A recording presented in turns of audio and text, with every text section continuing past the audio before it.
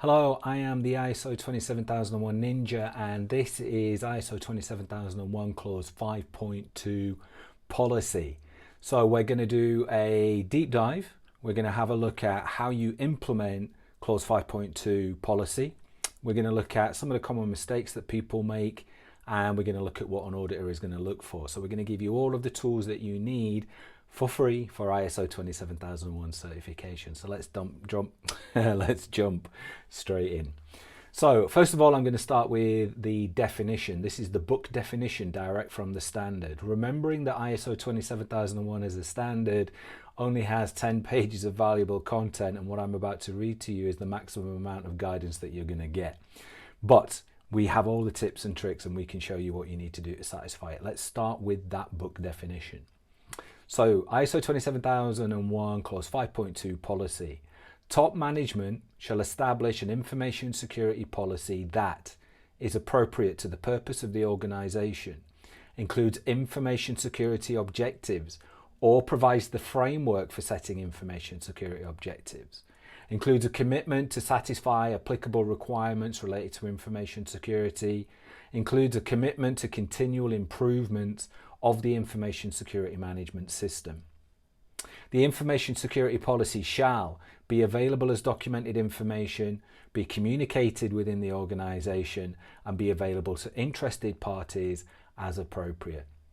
So that's the guidance that 5.2 is giving you in terms of the standard. So let's have a little bit of a think. So what are policies? Information security policy and information security policies are statements of what we do. They communicate to people, both internally and externally to the organisation, what we do when it comes to information security. They are not statements of how we do it. How we do it is covered within process documents. Oftentimes when people are coming at this new or don't quite understand, they'll put a combination, right? They will put process steps within policies, policy statements within processes, and they will confuse the two. Now, that isn't to say that what they are doing is wrong, but what they are doing is going to make things incredibly difficult, right? So we have to think about the audience and the reason and the purpose for policy. And once we start to understand that this is something that could be shared with customers, with clients, this could be shared externally, is going to be published internally, then we can start to see that maybe having process steps that are in there, things that may be proprietary to how we do things, may include system names, technology names, names of individuals, staff members, then it isn't necessarily the best thing to be able to share that and to be wanting to share that externally with clients. So we don't want to muddy the waters, right? So we have an information security policy that sets out for the organization what we do, and this particular part of the standard is very explicit in what it wants us to include. When we moved to 2022 version of the standard, it actually aligned itself with how I have approached this in the past and continue to approach it. And that is by having a headline information security policy and then a series of topic specific policies. There is a feeling when you first come to this to create one large policy document. And again, that's not to say that that is wrong, but again, let's think about the purpose and how we're going to use these policies. These policies are going to be communicated to individuals. They're going to set out what we do. If we have topic specific policies, there are advantages that are put into play with that. Those advantages include we can allocate those policies to individuals, right? We can allocate those policies to the people that do the work. We can allocate those policies to the people who are accountable for that particular policy. So rather than having one individual, one document owner, one policy owner, we can now give that to the subject matter experts or the leadership of those particular departments.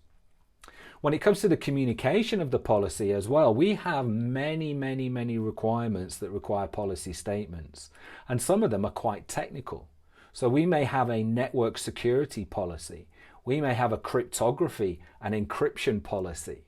And these technical policies are not necessarily policies that either a wider audience would understand or would appreciate having to read through, okay?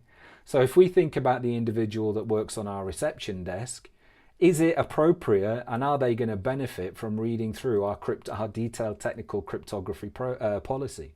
And the answer to that is probably going to be no. So we're going to have a high-level information security policy, and then we're going to have topic-specific policies that sit under that. And as we go through ISO 27001, and as we go through the Annex A controls, ISO 27002, the 2022 update to ISO 27002 has now introduced the wording around topic-specific policies. It is very explicit for certain controls that there is a requirement for a topic-specific policy. So we're going to put those policies in place.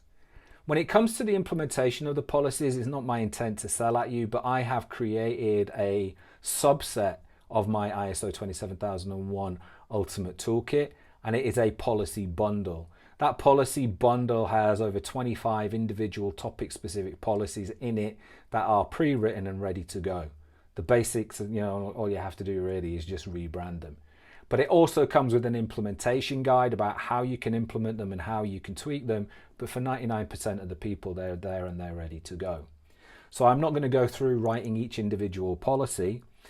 Each individual policy is available on hightable.io. Each individual policy can be downloaded individually, but the benefit of downloading it in the bundle is you get everything that you need in a oneer and you save money, right? I mean, it's just an easier way of doing it.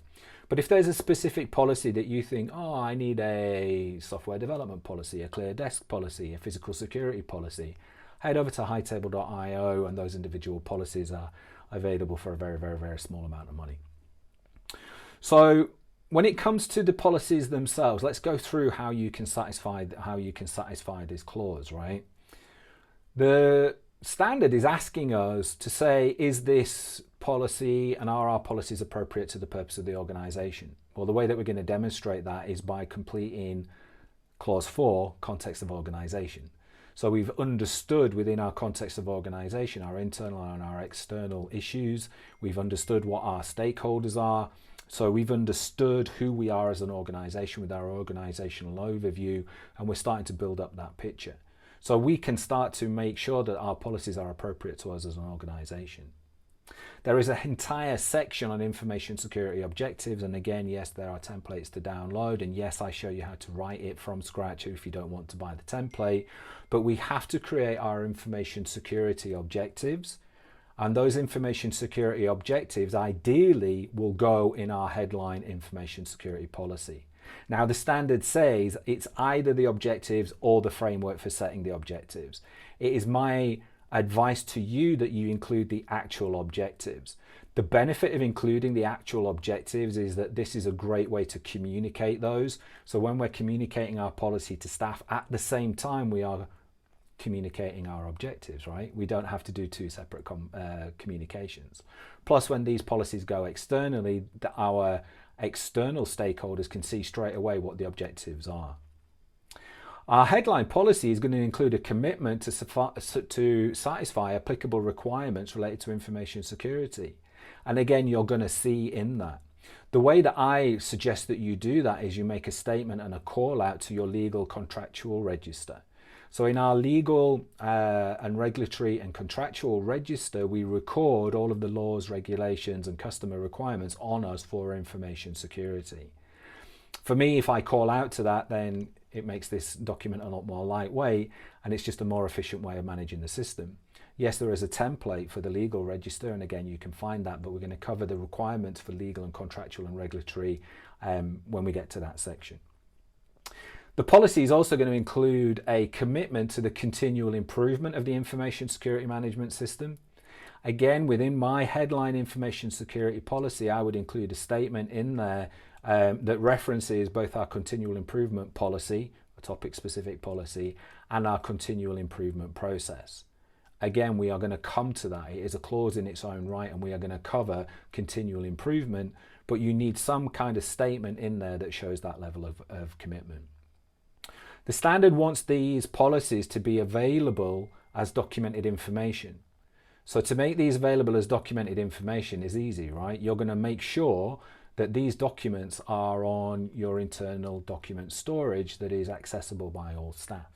That could be Dropbox, that could be SharePoint, that could be Confluence, that could be any document management system that you are using today. Make sure the policies are on there and available.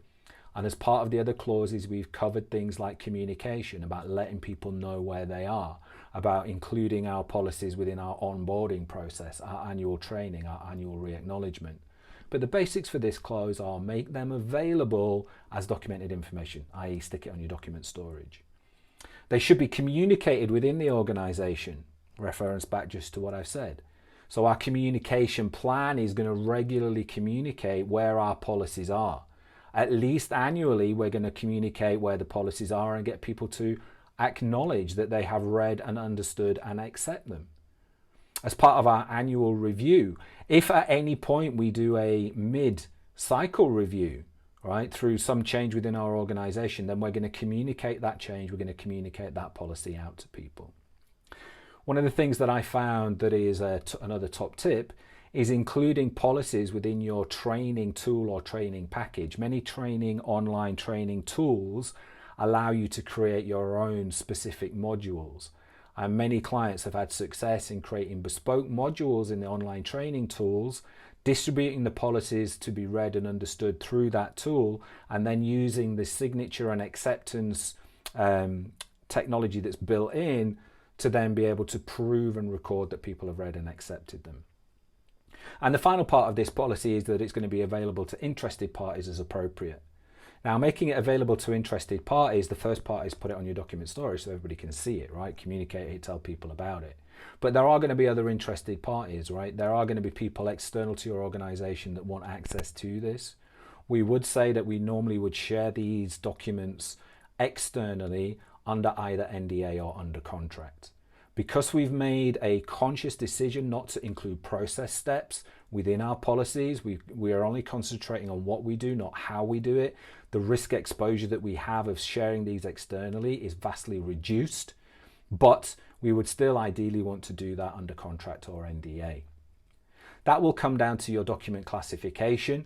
Again, there's a little bit of a sidebar. We cover classification in one of our other videos. But when it comes to the classification of policies, I would classify them as internal, right? So you require some level of mechanism in place before you share them. You don't just put them on your website. So that is ISO 27001 5.2 policy. What is an external auditor going to look for? So when an auditor comes to audit you, they're going to look at a number of different things. Firstly, do you have any policies, right? They're going to look, where are those policies? They're going to do a quick review of the policy and make sure the document hygiene is in place. It has a document owner, it has a document classification, it has a document version control.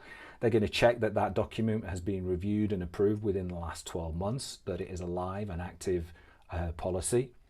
They're going to look for evidences that you've communicated that. So maybe evidences of emails that you've sent out or other communications that you've done around that. And they're going to look for acknowledgement that people have accepted those particular policies through whatever mechanism of acceptance that you've got. The common mistakes that we see when it comes to satisfying this particular clause and in particular policies are, number one, including process steps in policies, right? Because that confuses things. And a policy owner may be separate from a process owner. So we don't need to cover that again. But that's one of the biggest problems that we see. We see policies that are out of date, right? I mean, they're not actively being reviewed. So you can see policies with last reviewed date 1, 2, 3, 4 years ago. You know, nobody's touched it in a while. So the document hygiene is going to be absolutely, you know, one of the things that you want to look for. So I think they're probably the two biggest things when it comes to policy. Number three, it isn't a mistake to have one large policy, but it can be confusing. It can hinder you from communicating. It can hinder people from reading it. So, you know, having one large policy and not topic-specific individual policies isn't necessarily a mistake, but I'll include it in the mistake section because it just creates more problems than it does in terms of benefits. So that was a bit of a deep dive today. We've just done high level deep dive, if you can do both of those, on ISO 27001 policy. So the headlines are: have a high level information security policy, include the requirements of the standard within there, have topic specific policies that address the topic specific areas that you have implemented from Annex A in your organization. Make sure they're communicated, make sure that they're approved, make sure that they're annually reviewed. To fast track this, you know that I have the ISO 27001 policy bundle, which you can download from my website for an incredibly reasonable price. And it is going to save you, what, maybe 2-3 months worth of work, you know, to research what you need for each individual policy, then to work out the wording of it, and then to like write it and document it and blah, blah, blah. And they come with the implementation guide, right? So the very specific implementation guide about how you implement that into your organization. If you don't do that and you're going to write them yourselves, then good luck. I wish you well with that journey. And please do look on hightable.io, because a number of the policies, actually, I tell you how to write them. So the education is on there so that you can do it for free. So for today, I am Stuart Barker. I am the ISO 27001 Ninja. Be sure to subscribe to the channel. This is where all the gold is, all the knowledge. I'm giving you all the information for free that consultants would charge you thousands and thousands of pounds for. So be sure to subscribe to my channel today. And until the next one, peace out.